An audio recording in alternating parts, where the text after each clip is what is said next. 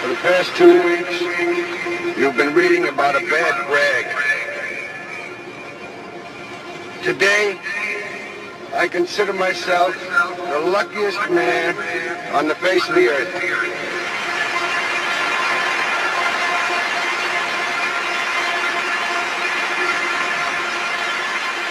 That I might have been given a bad break, but I've got an awful lot to live for. Thank you. That was Hall of Fame Yankee Lou Gehrig in his farewell speech to baseball upon his diagnosis of ALS, also called Lou Gehrig's disease.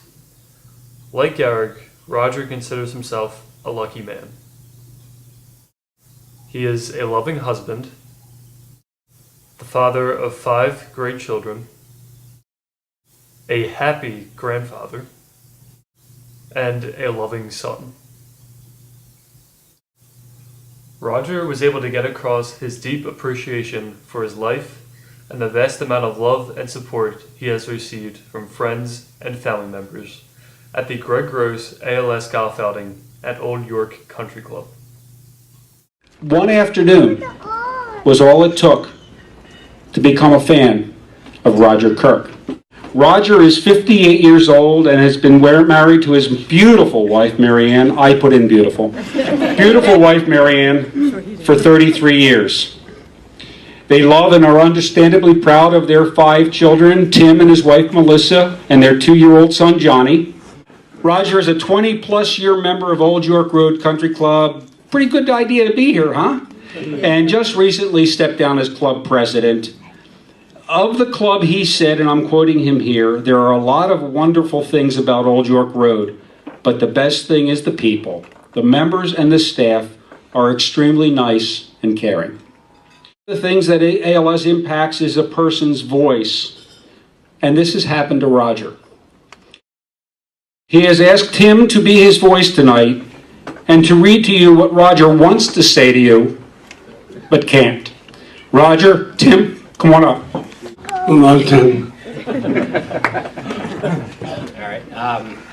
My dear friends, first of all, thank you for attending the ALS Association golf outing with Greg Gross and this dinner. As a lot of you know, I am dealing with a recent diagnosis of ALS. Its biggest impact for me is in how it affects my voice. This is a problem for me because, as some of you know, I love to talk. Despite that diagnosis, ALS is not who I am, it is what I have. I continue to live my life much as I did prior to this diagnosis. I am a husband, father, grandfather, son, brother, and friend. I continue to spend time with my family and dote on our 2-year-old grandson, Johnny, work, play golf, albeit poorly, go to the shore, socialize with friends and family. I would like to think that the goal of most ALS patients is to do this. Obviously, I wish that I did not have this disease.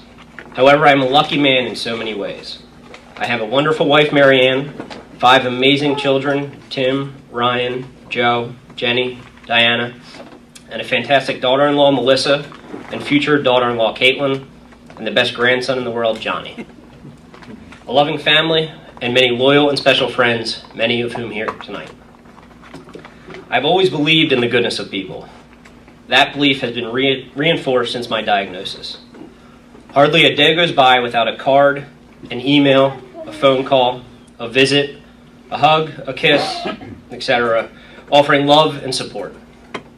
The people at Old York Road, both members and staff, have been incredibly supportive and caring.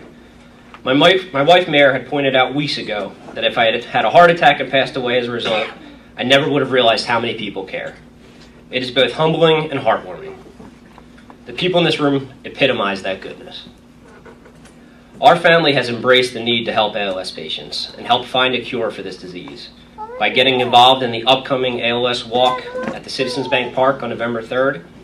Through the generosity and caring of so many people, they have raised over $21,000 so far and have been successful in having over 180 people sign up to join us on our team on the walk that day.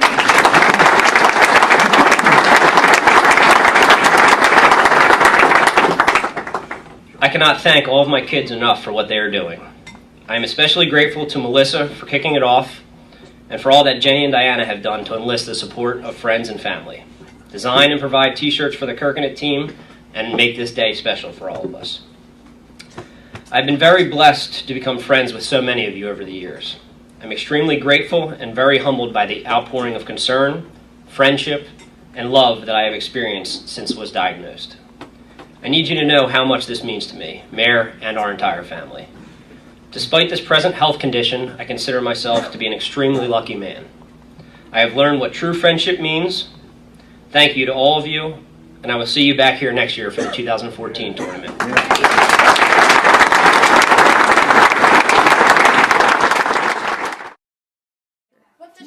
Roger even appeared on PHL 17 to show how thankful he was and to promote the walk to defeat ALS that occurred in November in Philadelphia.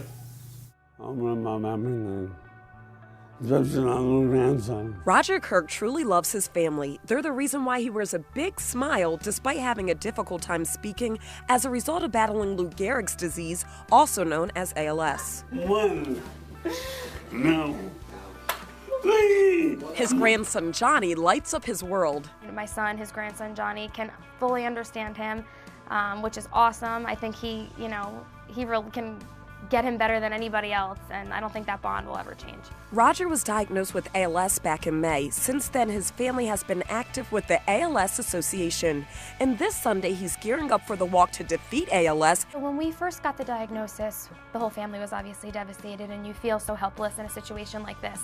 So when we found out about the ALS Association and the walk, we thought, what better way to get together as a family and raise awareness, support, and support a great cause. The Kirks will be sporting shirts that say "Kirking It." So far, they've raised more than $40,000, and they will be joined by more than 300 walkers.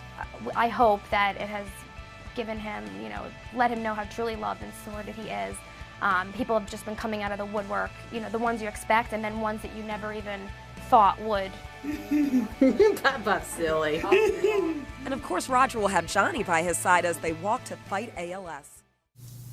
The walk was a tremendous success as Team Kirkconnett raised thousands and thousands of dollars. More than 500 people were part of the team to support ALS awareness and Roger. These people consisted of members from all over, including people Roger did not even personally know. Even the Lansdale Catholic community was involved and showed their support for Roger, as both the football and the basketball team participated on Team Kirkconnett. In addition to the walk, the basketball team also hosted a game that raised awareness for ALS as they wore their Kirkconnett shirts in warm-ups.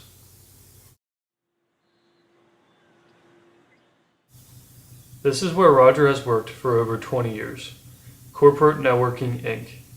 Despite Roger's health, he still comes to work many days in good spirits. This is Roger's office. He has certainly not let all of the support and love he has received go unnoticed. He keeps all of the cards he has received right next to his desk. He looks at them and cherishes them every day. These cards are personal, touching, and loving. Some from people Roger has not heard from in years.